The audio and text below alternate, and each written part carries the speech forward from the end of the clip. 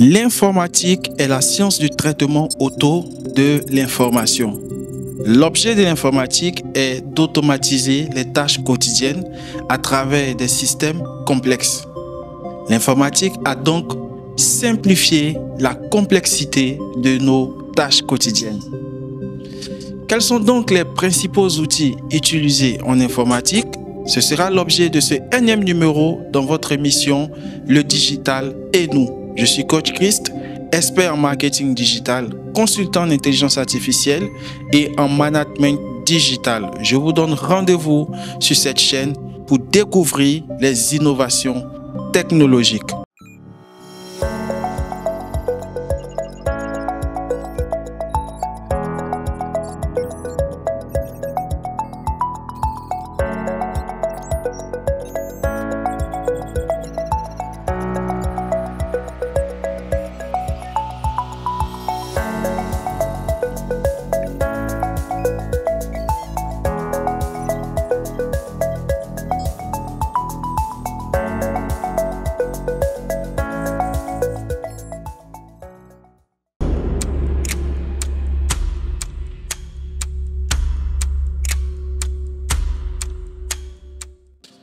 L'informatique repose sur un écosystème varié d'outils qui répondent à des besoins spécifiques. Les principaux outils de l'informatique peuvent être classés en plusieurs catégories selon leur usage. Nous avons la partie matérielle de l'informatique, encore appelée le hardware. Ce sont des composants physiques d'un système informatique.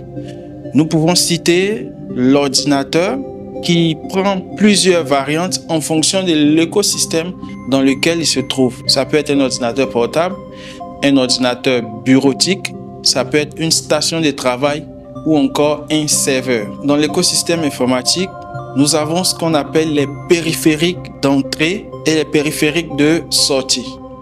Au niveau des périphériques d'entrée, nous avons les claviers, les souris, les scanners et les microphones. Il y en a plusieurs. Lorsqu'on parle d'un périphérique d'entrée, on parle tout simplement d'un périphérique qui permet d'entrer une donnée dans l'ordinateur.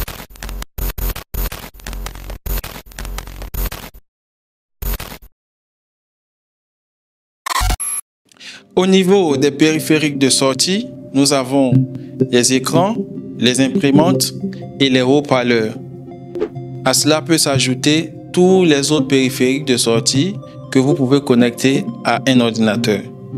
Par la suite, nous avons également un autre type de périphérique, dit les périphériques de stockage, qui servent à enregistrer les informations sur ces périphériques. Nous avons notamment les disques durs. Il y en a de deux types. Il y en a de type HDD et de type SSD. Nous avons les cartes mémoire et les clés USB. Les informations peuvent être stockées également sur des serveurs.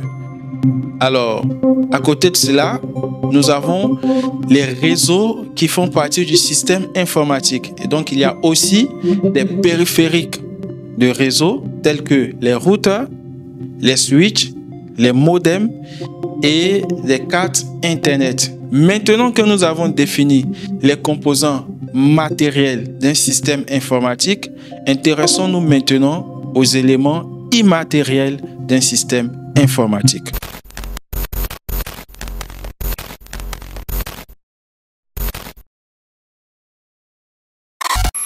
Après avoir parcouru les éléments matériels d'un système informatique, intéressons-nous maintenant aux éléments immatériels du système informatique, à savoir les logiciels et les systèmes d'exploitation.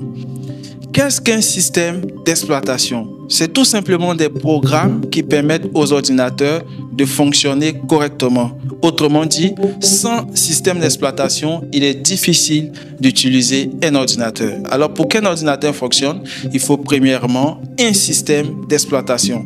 Il y en a plusieurs. Nous avons le système Windows développé par Microsoft. Nous avons Mac OS développé par Apple.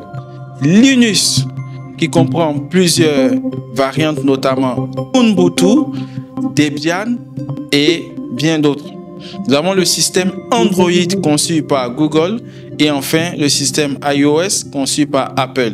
Alors le système Android et le système iOS sont des systèmes utilisés dans des téléphones portables. Les iPhones que vous connaissez utilisent les systèmes iOS et tout ce qui est téléphone Android, bien évidemment tels que les Samsung et autres, utilisent les systèmes Android développés par Google.